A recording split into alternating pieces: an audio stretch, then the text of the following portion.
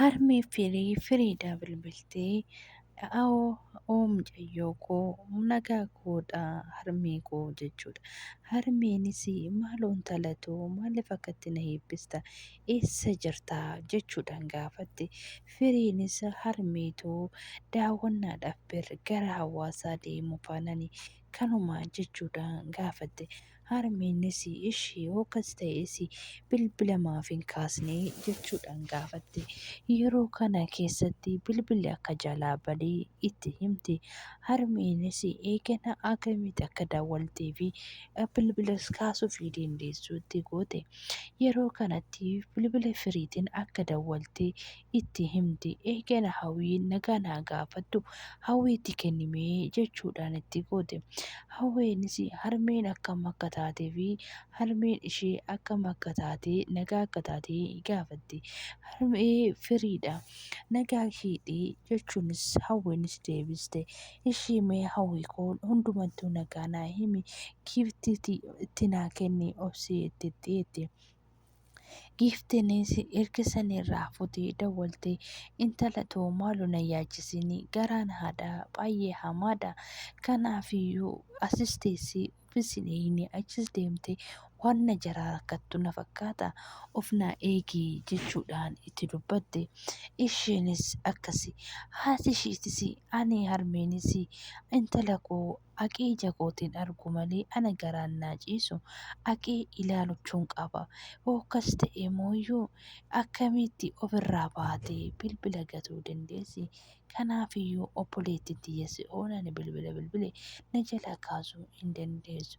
Kanaafiyyuu gaaf tokko deemee ishee ilaaluu qaba. Achillee deemtee of ilaaluu hin dandeessu. Kanaafiyyuu asis deemtee achis deemtee sanuma yeroo hundumaa akkuma anarratti ba'aa taatee fi jiraatti. Waamuma nama guddaa taatee jabaatti hanga amakaman godha. Bilbilli kun osoo bitame malee eessa naqa akka tan ishee argachuu danda'a. Yeroo kamiyyuu nama isa kadhadhee argachuu hin danda'u.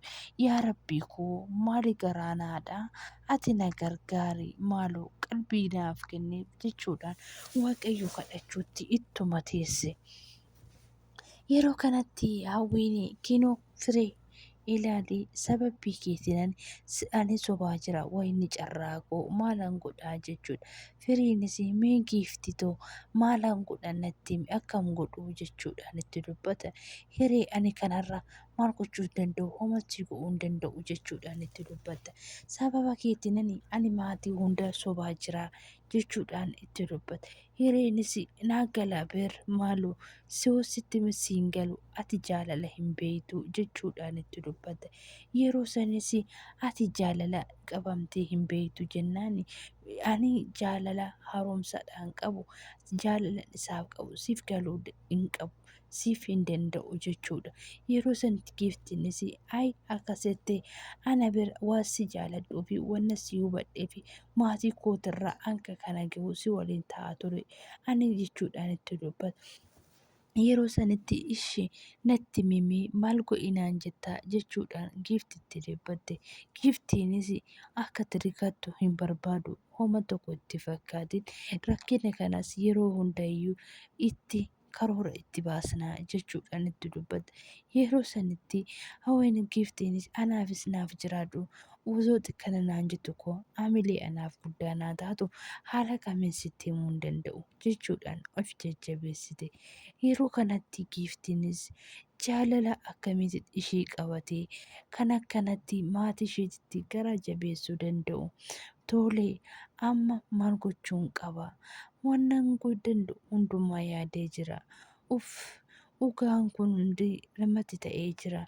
Ani bara sababii isheetiif maatii kootirraa fagaadhee jira. Kan koo hoo maaltu naa hubata?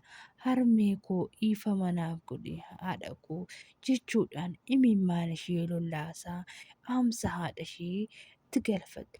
Garuu moo harmee too haalli an ammarra jiru gara kee akka dhufu go'aan jiru ati moo hin beekta. Harmee too dhiifama naa godhi jechuudhaan imimmaan ishee hangarsiitti aggalaasaa booji. Akkamitti fireenii anaa fi firaa ol akkamitti ana garaa ishee naaf jabeechuu dandeessi. Maal waaqayyo koo maal haga harmee koollee yaaderaa Firaa'ol garaa ishee naa laaffisi jechuudhaan yaada keessa galte.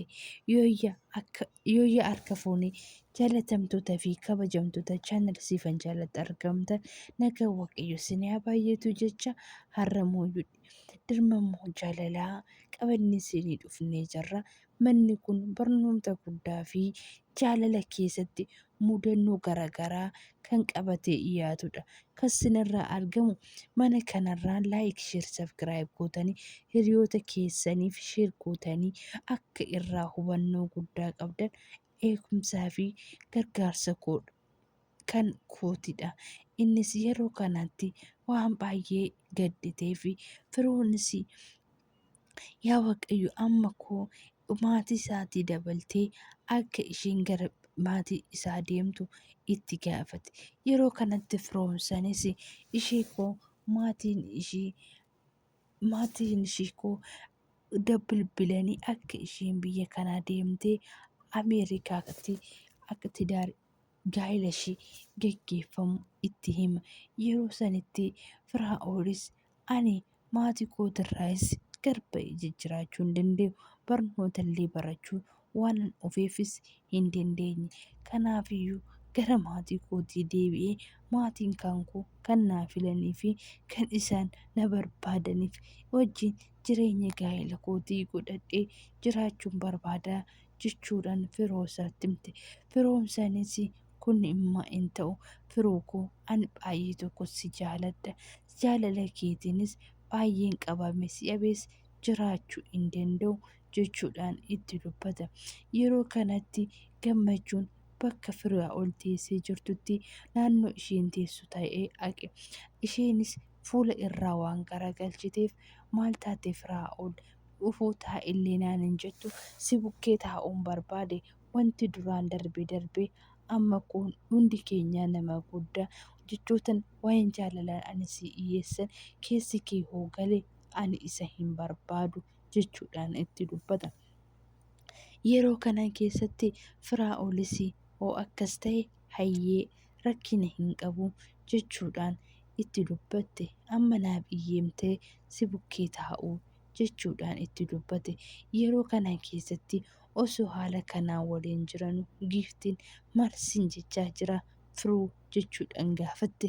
Firootis akkas naan jechaa jira kanan duraan si gaafadheef dhiifama amma akka hiriyummaa akka obbolummaa malee wanta biraa keessa galee si arguu hin barbaadu. Kanaafiyyuu fuula kiyyanirraa hin garagalchin naan jechuu barbaada. Garuu wanta shirrii fi sheera uumee gara koo dhufeef gaafii natti ta'a. Ani kaayyoon kan koo barnoota kootii fi Firaa'oliin ala hoomayyuu yaaduu hin danda'u. Firaa'ol ani humna koo ol akkan jaaladhu akkamittiin himuu danda'a. Inni garuu isaaf hiriyaa fakkaatee haala kanaan gochaa jira. Ani maatii kootirraa kan gargar bahee gara hawaasa dhufee maatiin kan koo gaa'ila isaan naa fidan barbaacha hin barbaanne waan ta'eef garuu mooyyuu dirqiitii isaan gochaa jiru hiriyaa ofiitii irratti kana gochaa jiru maalichuu dhagamme jechuudhaan itti dubbatte. Gisee kanatti Firaa'olis haala kanaan gisee deebistu giiftiinis ani harmee koo yaadee jira. Gara harmee kootii deemee harmee kan koo argachuun qaba jechuudhaan itti dubbatte. Yeroo kanattis ati anaa jettee maatii keetirraa akka gargar baatee giiftii koo naa gala. Garuu moo maal godhure eenyu keessa garaa kootii na hubachuu danda'a. Ani garmaleen isa yaada garmaleen isa jaaladha jechuudhaan dubbatte.